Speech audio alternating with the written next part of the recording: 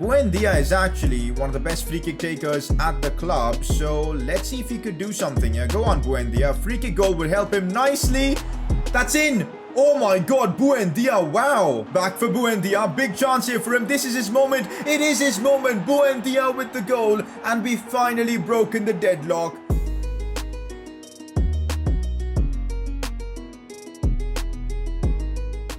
We've had a rough couple of episodes in terms of our fixtures. I mean, look at the month of November. We played Man United, Everton, Arsenal, and looks like the theme of difficult games is going to continue in this one because we take on Burnley, Spurs, and Chelsea in this episode. All really difficult games. You guys know the history I have with Burnley. Spurs and Chelsea are going to be tricky, so the theme of grinding continues in this series, but hey, that's what this Newcastle career mode is all about. We're still in the top half of the table even after going through all these difficult fixtures, which is awesome, and let's hope we can keep it that way. As I just said, a lot of big fixtures in this episode. It's going to be fun getting through them, and also keep in mind the January transfer window comes very soon. I think it's the right time for you guys to start suggesting some options that we should look at for the transfer window. But anyways, if you're enjoying this Newcastle career mode, I'd really appreciate if you could spare a second and drop a like on the video. Helps the channel grow, helps with the YouTube algorithm, and make sure to subscribe for daily FIFA 21 career mode content. Press conference to kick off today's episode. Have you noticed that you don't really have any backup fullbacks?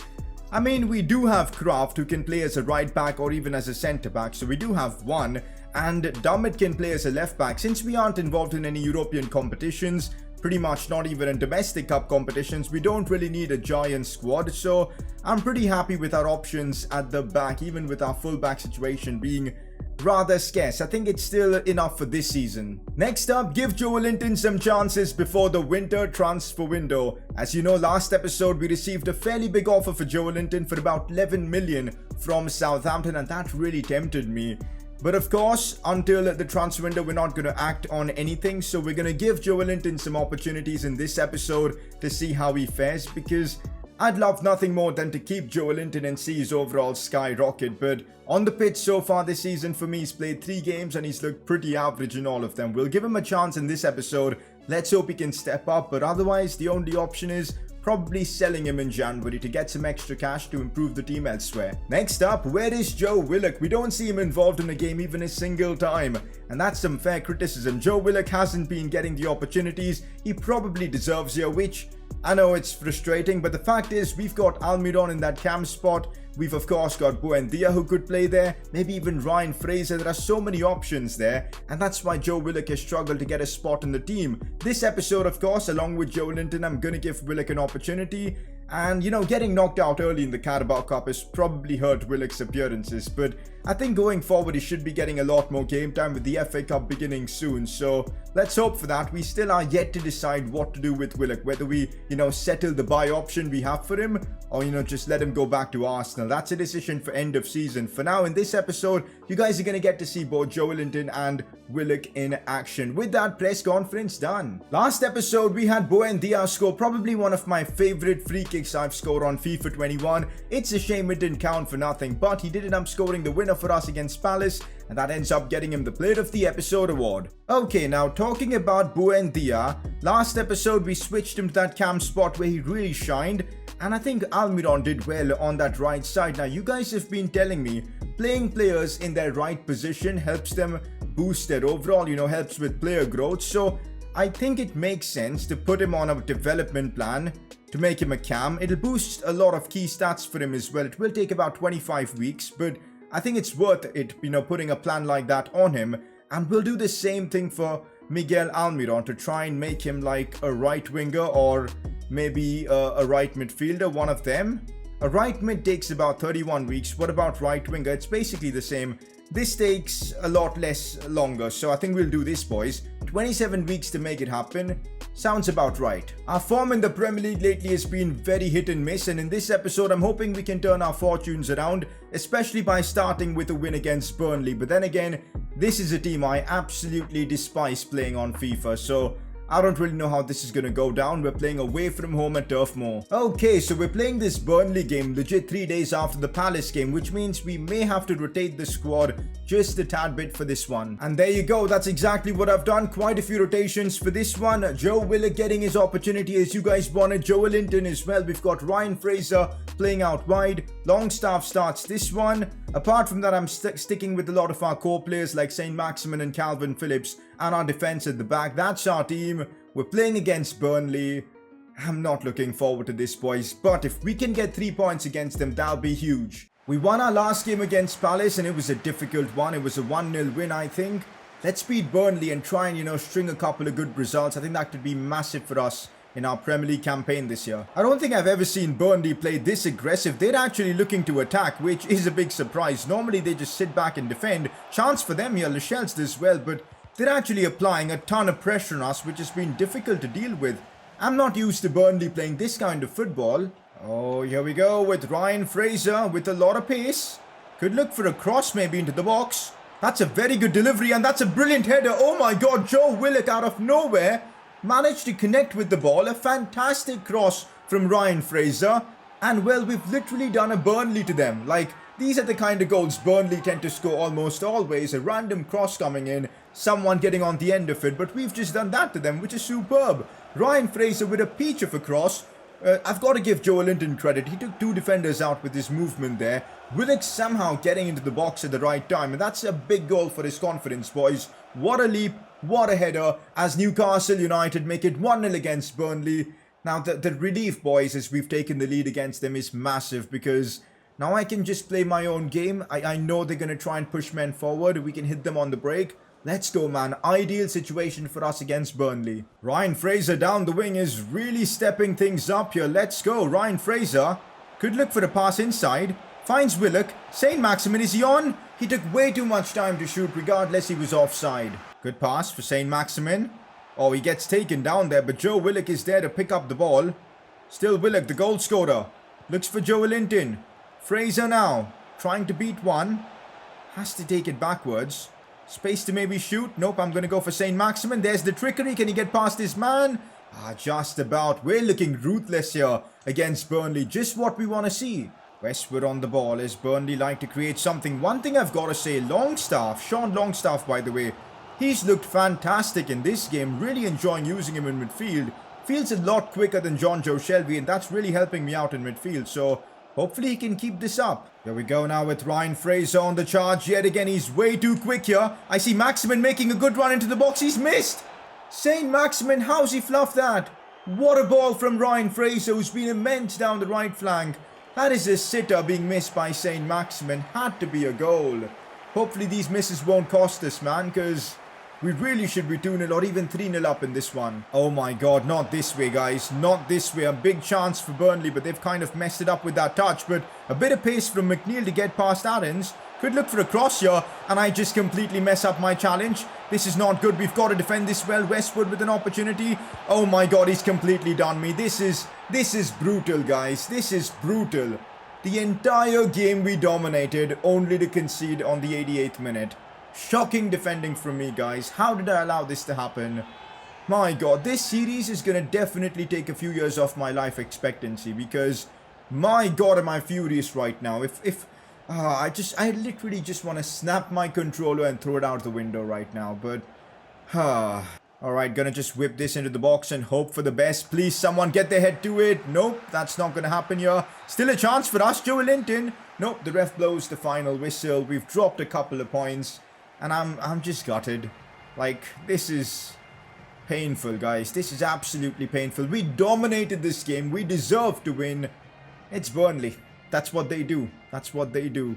Big 2 points dropped here. The worst thing about that result against Burnley is that it's going to put added pressure on us to get results against either Spurs or Chelsea, which is so unlikely. But then again, we have beaten Liverpool and Man United in this series, so never count us out. A lot of you guys in the comments section have been telling me to put development plans on our youngsters, so let's do exactly that with Adriano Enriquez. What are the stats we need to up for him to be a top solid winger? It's probably that pace. 100% it's got to be that pace. Okay, so a support midfielder boosts his crossing, long passing, reactions, ball control. But Not good stats, dude. I kind of prefer something else here. This one looks the best. Inverted wide midfielder. Boosts his finishing, attack positioning, short power and all massively. Some really key stats, dribbling as well. Okay, let's do this for now. Dylan Miles, what do we do for him now? I'm thinking, again, maybe giving him like the inverted wide midfielder one, because that'll also boost his weak foot up massively. This could be the play for him as well. Let's see how this works out. Well guys, we're back again on the Premier League grind. We play Spurs at home at St James's Park. Now I think we've won 3 games at St James's Park so far this season. We need to get 9 to unlock the Burger King objective at the very least. So beating Spurs here would definitely help in that cause. But this is the lineup I'm going for. Have made quite a few changes from that previous game. Wilson, Buendia, Almiron are all back in. I'm also starting Longstaff and keeping his spot there because I thought he was superb in that last game. We've got Willock on the bench, so at some point I'm probably going to bring him on. He was good in that last game. That's our team. If we can somehow get a result here against Spurs, will be huge. But dealing with the likes of Son, Kane and Lucas is not going to be easy. We really screwed up that last game against Burnley. That can't happen here. Let's at least try and aim for a point against Tottenham. I think we can do it. Free kick for Spurs in a very good spot. I'm surprised Kane is taking this one. He puts it into the box. Son with the header.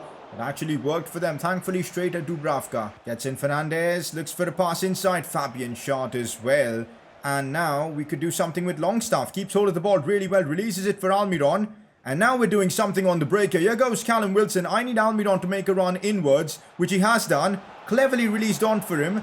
Almiron back for Wilson. Nice football. Chance for him. The snapshot is saved by Lloris. But that's some good build-up play. More of that in this game and we may have a chance of winning. Come on. Buendia. Oh, Callum Wilson is through on goal somehow. Big chance. Has to score. Callum Wilson 1v1 and that's in the back of the net. We've actually taken the lead against Spurs. We're kind of like giant killers in this series, boys, because against the big dogs, against the big teams, we are getting results. Here we go, boys. Callum Wilson with the breakthrough goal. Buendia with a phenomenal pass to feed him. I don't know what the Spurs defense was doing holding such a high line and not even trying to get Callum Wilson catch himself offside, but it worked out wonderfully for us. Callum Wilson with a brilliant finish and he scores his 9th goal in the Premier League this season, and Newcastle have the lead against Spurs, but we can't rest on our laurels because we were 1-0 up against Burnley. We screwed that up. This can't happen here. Come on. Phillips. That's a lovely pass for Saint Maximin. Chance for us to make it 2-0. Let's go. Saint Maximin joining the party. Spurs have been shocked here at St James's Park. Saint Maximin's pace catching them by surprise. Good to see him score. Well, we're 2-0 up against Spurs. Can we actually get a famous win against Spurs at St James's Park? The team are all celebrating and enjoying the moment, but now the job is to defend like it's a World Cup final, or at least something of that caliber. Calvin Phillips with the through ball, Saint Maximin with the finish. Let's keep pushing, boys, come on. Oh my god, the open spaces, it's just crazy. Spurs are playing a suicidal form of attack. I don't know what they're trying to do here, but it's working for us. Almiron on his left foot, taking it wide, but the defender's keeping really close to him, so I play this one for Buendia. But Spurs win that back, but trust me, the amount of space we're getting on the break is nuts. And we're bound to score more at this rate. Now Son, we got to win the ball off him. Orbana again. Finds Son. Looking inside. Forgets in Fernandez. Now Spurs are getting into the groove. If we can prevent them from scoring before halftime, that'd be ideal. Son looks for Kane. We can't let Kane shoot. Harry Kane turns me there. Still Kane looks for, I think, gets in Fernandez. Out wide for Lucas. Look at the pressure Spurs are putting on us. But we're not backing down. We're defending really well. And the ref's probably going to blow for halftime soon. We win that brilliantly with Jamal Lewis in halftime against Spurs. And shockingly, we're 2-0 up. Let's hold this lead in the second half as well, because I see a massive opportunity for us to pick up the 3 points. Can we get this much space to work with every single game? Because Callum Wilson almost made it 3-0. How did he not convert that, man? Dodgy finishing from Callum Wilson. Almiron did the right thing by laying that one off to him, but the finish was lacking. But to be fair, you could also say it was a ridiculous save from Hugo Lloris. Oh my god, this high line they're holding is just suicidal. Callum Wilson feeding this one for Miguel Almiron. Look at the space for Saint Maximin. Cut back. Has to be a goal. He smashes this one in the back of the net. This suicidal tactic from Jose Mourinho is just backfiring for them, because we've just constantly pace abused them on the break and it's just worked wonders for us. You expect the Spurs team to be a bit more defensive, but They've just lost the plot here, and this could be our biggest win of the series. And for it to come against Spurs at St James's Park is a massive shock. Saint-Maximin with a brace against Spurs at home. Come on. Not gonna lie, might be the perfect time to make a couple of changes. I'm gonna bring on John Joe Shelby for Longstaff. And also, let's bring on Joe Willock, who recently scored for us for Buendia. Just giving him a run out. And also, I'm bringing on Joe Linton, who's already gone up by 1 in his overall, so that's good. I mean, with the kind of space we're working with right now in this game, I could honestly see Joe Linton maybe grab a goal for himself. Maybe even Joe Willock. That'd be really nice for their confidence. And I see Joe Willock beating the offside line. I'm pretty sure he beat it. And he goes for goal and Joe Willock scores. This is incredible. I still can't believe we're 4-0 up against Spurs. Throughout this entire series, we've struggled to score even 1 goal a game or even make it 2-0. And a lot of the games we just lose. But here against Spurs, we've absolutely ripped them apart. This has been one of our best performances of the series, in fact the best. Just unbelievable. Didn't expect this at all. I thought Spurs were going to thrash us here, but instead we've given them a beating at St James's Park. I'm sure the fans are enjoying this. Full time against Spurs and we've humbled them 4-0. Just nuts.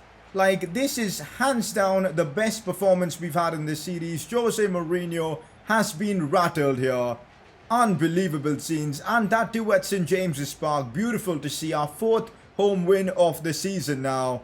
Let's go, boys. This is going to do big for the confidence of our squad. A great win and a great performance from Saint-Maximin. I think this was the first game we really saw him get in behind defenses, do a lot more with the ball.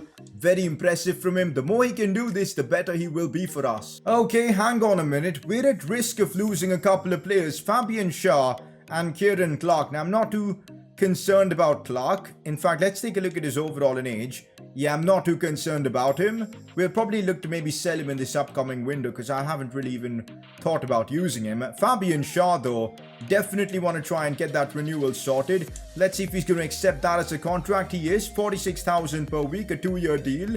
Perfect, let's accept that. There you go, contract sorted. 8th in the Premier League, which is awesome to see, but the fact that Leicester are so far ahead of us is kind of demotivating. They're 6 points ahead. How many points are we off the top 4? No way am I dreaming about finishing top 4, but just to see, I think we're 9 away from top 4 right now, which isn't all that bad. Next up, it's Chelsea we're facing, who are 3rd in the Premier League, by the way.